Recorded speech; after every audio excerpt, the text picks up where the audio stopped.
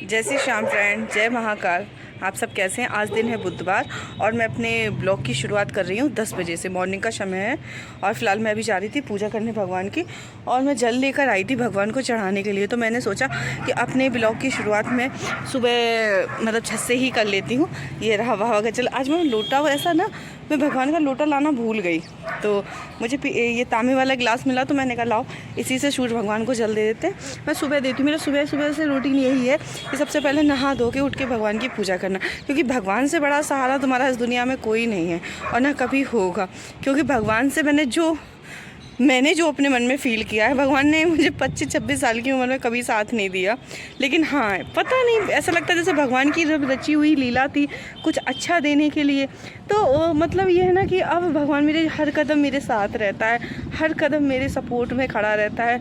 अगर मेरी कोई इतनी सी बेइज्जती करता है तो भगवान उसकी 2 गुना उसकी बेइज्जती करता है। पर मैं कभी नहीं कहती कि मेरी मतलब जो लोग हैं जो मेरे बारे में गलत बोले, मैं नहीं कहती, क्योंकि देखो अगर साफ सिद्धांत रखना चाहिए जीवन में। अगर हम किसी के बारे में गलत नहीं बोलेंगे तो कोई हमारे बारे में नहीं बोलेगा। लेकिन कुछ लोग ऐसे होते हैं ना कि अगर आप उन्हें मतलब नहीं भी बोलो तो भी फिर वो जवाब देते हैं। फ़िलहाल देखो मैं, ये है हमारे यहाँ का एरिया, ये आप देख रहे हो झांसी का सबसे बड़ा पहाड़ है। ये यहाँ पे दद्दा ध्यानचंद का नाम सुना होगा, क्रिकेट के महान खिलाड़ी थे। उनका स्टेडियम बना हुआ है, तो वहाँ पे वो बड़ी सी स्टेचू रखा है। वहाँ पे वो फ़ोटो इधर साइड आएगा, ये आएगा। हाँ, पेड़ की वजह से दिखाई नहीं देता। और मैं शाम को ना जब जाती हूँ ना सिर्फ वॉक करने, कह दो कि थोड़ा सा माइंड को फ्रेश करने को, हाँ वॉक। लेकिन हाँ, मैंने करना स्टार्ट किया है क्योंकि आगे की भी तो ज़िंदगी देखनी है ना। देखो ये है वो एरिया, यहाँ पार्क, इस पार्क में मैं जाती हूँ, ये पार्क है। तो अभी नीचे लोग रहते हैं हमारे यहाँ पे, इसी पार्क में मैं जाती हूँ। तो फिलहाल अभी पूजा वूजा करके, क्योंकि मैंने बच्चों को नहलाया था और कल मैं छत पे नहीं आई थी। आज धूप आ गई थी तो मैं आज आ गई थी ऊपर, कल मैं नहीं आई थी। और कल मैंने कुछ काम भी नहीं किया था बच्चों को लेके। फिर आज मैंने नहलाया धुलाया, तो मैंने कहा चलो इनको ऊपर कर देते हैं, थोड़ा सा ये धूप में थोड़े अपने आप को सेक लेंगे। फिलहाल अभी ये देखो कितनी आराम से लेटी है, अभी आराम से लेटी। वो एक है, वो इतना नीचे कस के चिल्ला रहा है, इतना नीचे कस के चिल्ला रहा है। अब मैं सोच रही हूँ सूर्य भगवान को जल देकर नीचे जाऊँगी। मम्मी गई हैं हॉस्पिटल छोटी वाली सिस्टर को लेकर, तो फिलहाल अभी तो वो थोड़ा टाइम में आएंगे, इसीलिए वो और चिल्ला रहा है। और यहाँ से देखिए कैसे लोग आते हैं। ये है हमारे शिवपुरी थाने के लिए रास्ता गई है, यहाँ से ऐसी ये कॉलोनी है। यहाँ पे आपको हर लेवल का व्यक्ति मिलेगा, छोटे कर्मचारी से लेकर, वैसे छोटे कर्मचारी यहाँ नहीं रहते हैं, बड़ा कर्मचारी मतलब जितना भी सिर्फ। और थोड़ी सी आगे 2 कदम की दूरी पे, जहाँ मैंने बताया 2 कदम की दूरी, यही रास्ता है, थाना बना हुआ है। तो यहीं पे पुलिस लाइन है, यहीं पे मतलब जितने भी अधिकारी झांसी में बैठते हैं सब यहीं रहते हैं, कोई भी हो। हमारे ये सामने वाले भैया हैं, ये इनका जो मकान बना है, ये सीजीएम में बैठते हैं। ये जज के स्टोनो हैं, नीचे भी जो अंकल रहते हैं ये भी आयकर विभाग में हैं। और मेरे पापा भी गवर्नमेंट है, और सामने अंकल जी रहते हैं, ये नगर आयुक्त हैं। मतलब हर कोई मतलब यहाँ पर अपने अपने ही लेवल के, अपनों से बड़े ही लेवल के लोग रहते हैं। कोई यह नहीं कि छोटा कर्मचारी है या कोई कुछ, क्योंकि ये शायद ए टाइप की कॉलोनी है। तो फिलहाल अभी पूजा कर चुकी, मतलब चल दे दूं भगवान को, फिर मिलते हैं नीचे, आपसे मिलते हैं थोड़ी देर बाद। फिलहाल मैं छत से आ गई थी, तो बस मैंने नीचे आके पूजा कर लिया। दिया वगैरह नहीं लगा के गई थी, जल डालने गई थी। और देखो भी दिया मैंने लगा दिया। आप भी दर्शन कर लो महादेव के। ये भोले बाबा का मंदिर कुछ इस तरीके से बनाया हुआ है, और ये भगवान जी बैठे हैं। और शाम सच में मेरे जीवन का एक सबसे बड़ा आसरा और सहारा मेरे बाबा श्याम, हारे बाबा श्याम। हाँ, ये इतना चिल्लाता है, क्यों चिल्ला के रह गया, पूजा भी नहीं करने देता। मैं सच बता रही हूँ, ये बिल्कुल भी पूजा नहीं करने, देखो पूजा भी नहीं करने देता। क्यों चिल्ला रहे हो, क्या बात हो गई है, क्यों चिल्ला रहे हो? हमने ये भी छू रहा है, अभी मुझे पूजा करनी है ना, मैं इसी से मारूंगी, इससे इस डंडे से मारूंगी। बहुत परेशान कर दिया, मैं सच बता रही हूँ। मैं पूजा को कुछ भी नहीं कर पाती हूँ, वो लोग मम्मी लोग छोड़ के चली जाती हूँ, उन्हें काम होता है, मैं कहीं जाती नहीं हूँ। तो पूजा भी नहीं करने देते हैं। चलिए अभी मैं जाप कर लूँ। मुझे किसी ने बताया था कि तुम्हारे जीवन में अकाल मृत्यु का योग बन रहा है, और किसी ने तुम्हारे ऊपर 2 बार दिनाई खिलाई है तुम्हें, और बंदेज कराया, तुम्हारी कोख बांध दी है। और आपने बागेश्वर धाम का नाम सुना होगा, मैं वहाँ गई थी। फिर उन्होंने मुझे बताया कि किसी महिला के द्वारा तुम्हारे साथ ये सब कुछ कराया जा रहा है। तो हमने कहा तुम्हारे पति को बस में करने के लिए मैंने उसका स्क्रीनशॉट लगाया भी था अपने फेसबुक पे, लेकिन उस पर नहीं लगाया था। तब उन्होंने मुझे बताया कि आपकी 6 महीने के अंदर अंदर आपकी मृत्यु का योग बन रहा, उन्होंने मुझे बताया। फिर उन्होंने, मैंने कहा क्या करूं, मुझे तो कुछ नहीं आता, ना मेरे पास इतना पैसा रुपया है कि मैं सब कुछ कर पाऊँ। जैसे ससुराल पक्ष से ही किया गया है। उन्होंने मुझे बताया कि देवों के देव महादेव, और वो तो महाकाल है, उनके आगे कोई भी नहीं टिक पाया। फ़िलहाल मैं पूजा करके आ गई थी, बस नाश्ता करने जा रही थी। मेरा नाश्ता रखा हुआ था, ये चाय रखी हुई थी। फ़िलहाल मुझे कहीं जाना है, इसलिए मैं जल्दी जल्दी नाश्ता फिनिश कर लेती हूँ। कोटी जाना है कुछ काम से, किसी बुलाया है आज उन्होंने, वकील साहब ने, तो जाना था वहाँ पे कि कुछ एड्रेस वगैरह का इशू है, वो करवाना है। और उसके बाद तो कहीं पेश भी होना था मुझे आज, तो बस वही करा के बस मैं निकलती हूँ। खाना मतलब नाश्ता वगैरह करके मम्मी लोग तो निकल गई थी, अब मम्मी लोग जब आएंगी तो आती रहेंगी। बट पापा पहुँच गए वहाँ पे और फ़ोन कर रहे थे कि जल्दी आ जाओ, तो मैं बस वहीं जा रही हूँ।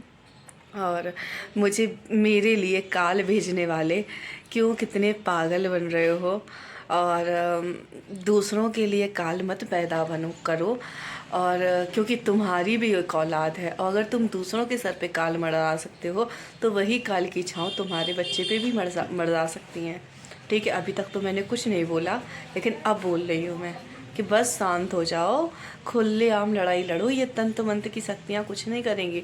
पता भूतों के देवता है महाकाल, और मेरे लिए काल भेजने वाले, उन्होंने तुम्हारे काल को अपने चरणों पे ले लिया है और या वापस भेज दिया है। तो आपको ये चीज़ रियलाइज़ हो रही होगी, और जिसने, मैं तो ये कहती हूँ जिसने ये किया होगा और जो वीडियोस देख रहा होगा उसे खुद मैंने बताया था मैं आज जाने वाली थी वहाँ से। फ़िलहाल वहाँ से आ गई हूँ और अब पी रही हूँ गर्म पानी, क्योंकि पूरा दिन हो गया, ठंड लग रही है। तो फिर मैंने कहा गर्म पानी पीते हैं, थोड़ी सी राहत मिलेगी। और कुछ नहीं, पूरा दिन लग गया मुझे और पापा को वहाँ पे। चलो मैं गर्म पानी पीने के बाद फिर मिलती हूँ आपसे थोड़ी देर बाद। हाय फ्रेंड, मैं अभी बताया नहीं था, वहाँ से आ गई थी और पानी वगैरह पी लिया, चाय वगैरह, और फ्री होकर मैंने कहा लाओ अपने ब्लॉग का एंड करती हूँ।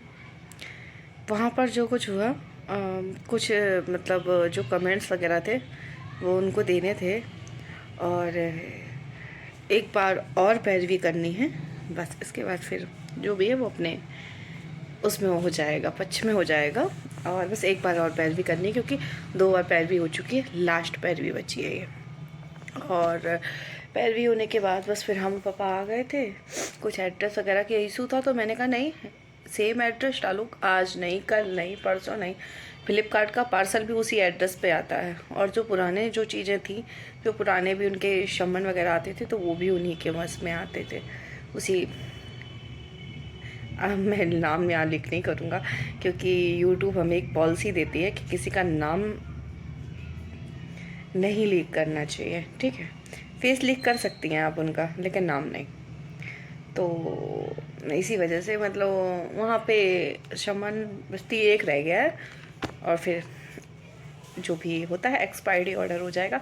ऐसा है ना, अपने यहाँ भारत का ऐसा कानून अगर सशक्त हो जाए ना, तो ये जो भी इस साल कुछ ज़्यादा ही हुआ, ये लॉकडाउन के बाद से ना एक ही मतलब एक सोच चल गई है बहुत गंदी सी है। और पता नहीं कैसा, हम तो ये कहते हैं कि जब ससुराल वालों को बहुएं इतनी बुरी लगती हैं तो अपने बच्चे का एडमिशन किसी अनाथ आश्रम में कराया करे ना, वहाँ अच्छा रहेगा। वहाँ ना बहुएं मिलेंगी और ना मायके वाले मिलेंगे। मतलब एक पैसा चल गया है कि लाओ शादी में पैसा दो, 2 दिन बाद धक्के मार के बाहर निकाल दो। ससुराल में वही औरत एडजस्ट कर सकती है जो कि खुद वैसी हो। यार मैंने अपने पति को किसी और के साथ देखा तो मुझे शायद ये चीज़ हजम नहीं हुई, लेकिन वो औरत का मतलब मेरी जो जिया जी हैं, जिया जी की जो मेरे जिया जी के नंदोई हैं और नंदोई की बहन के नंद के साथ, सॉरी, उससे संपर्क है। उसकी फ़ोटोज़ वगैरह भी मेरे पास वगैरह सब चीज़ें हैं। उसका नाम मैं लीक नहीं करूँगी यहाँ पर। तो बस उस सारी चीज़ें वो भी मेरे पास हैं अभी फ़ोटोज़। तो उसका संबंध है और उसकी वाइफ अच्छे से देखती है, क्योंकि उसकी वाइफ मेरे वाले से सेट थी, उसका पति वो किसी और से सेट है।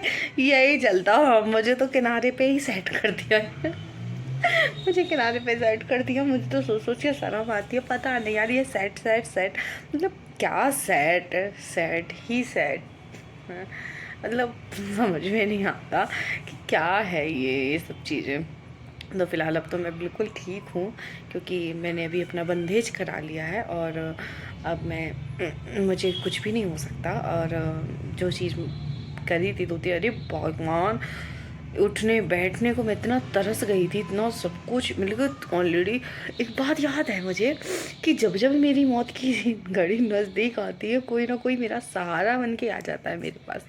तो मैं वही कह रही थी, मेरे सिर्फ बचे थे मेरे पास 3 महीने, और मैंने उन लोगों को कॉल भी करके कई बार बताया, उस लड़के को भी मैंने कई बार बताया, बहुत बार। जब मैं किसी के यहाँ जाया करती थी, छोटे मोटे भगत भैया जो होते हैं उनके यहाँ जाती थी, तो मैं उसे कॉल भी करती थी जब वहाँ से निकलती थी, और वो मुझे बताते थे। मैं उसको कॉल पे भी सुनाती थी कि देखो तुम्हारे घर वाले ना मेरे साथ ऐसा कर रहे हैं, ऐसा कर रहा है, ऐसा कर रहा है। तो वो उस समय शांत हो जाता था। फिर दूसरे दिन वो मुझसे कहता था, ये तू करा रही है, तंते मनते तू करा रही है। मैं कह रही थी यार मेरे पास इतना टाइम तो रहता नहीं है। और वो मतलब उस पर कोई एलिगेशन लगाओ ना तो वो मुझ पे ही तुरंत लगा देता है। मैंने कहा चलो यार छोड़ो, लगा करने तो जो कुछ करना है, महाकाल से बड़ा तो कोई काल नहीं होता ना।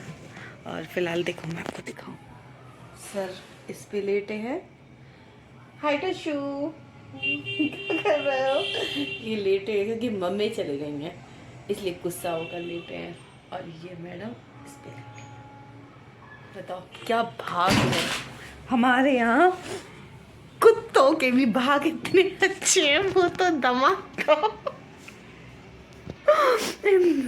समझ सकते हैं। ये हमारे यहाँ कुत्तों के जब भाग इतने अच्छे हैं, तो वो व्यक्ति कहता है कि मुझे इज्जत नहीं मिलती थी, इज्जत नहीं मिलती थी। तो वो तो आखिर दमाग था, वो भी इसी पलंग पर लेटता था। और मैं आपको बता दूं कि मेरे को भैया आए थे मेरे यहाँ पर, मतलब मेरे देवर ही थे, वो भी इसी पलंग पर लेटे थे। कि मैं बीमार थी तब मुझे लेकर आए थे यहीं पे, तो वो भी यहीं पे आके मम्मी जैसे गौरव मम्मी सॉरी जैसे वो उसको भी प्यार करती थी ना, बिल्कुल वैसे ही जो हम आए थे तो उनको भी बिल्कुल वैसे ही प्यार करती थी। तो मैं वही कह रही हूँ, वो व्यक्ति कहता है मेरी इज्जत नहीं मिलती, इज्जत नहीं मिलती।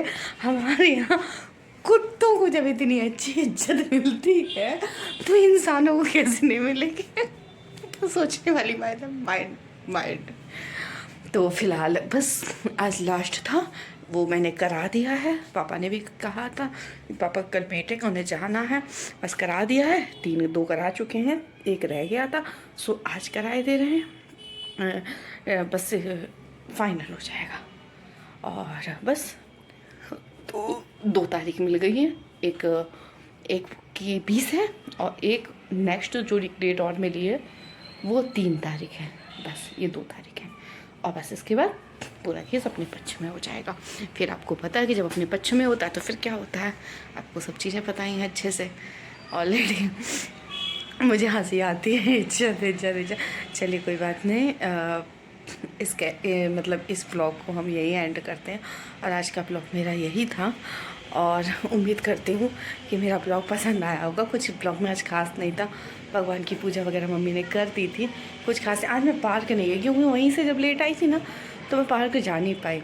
तो मिलते हैं एक नेक्स्ट वीडियो के साथ, एक नए सफ़र के लिए। और शायद सोचती हूँ कि ये वाला ब्लॉग इंटरेस्टेड होगा, पर पता मेरा कोई मोटिव नहीं था सोशल मीडिया पे आना, लेकिन कुछ ऐसी चीज़ें हो गई और कुछ ऐसी स्थिति बन जाती है ना कि वो वाले ब्लॉग्स डालने पड़ते हैं। वरना मैं तो अपना मनोरंजन करने के लिए और हाँ अपनी बातें देख के हंसने के लिए खुद ही ब्लॉगिंग करती हूँ।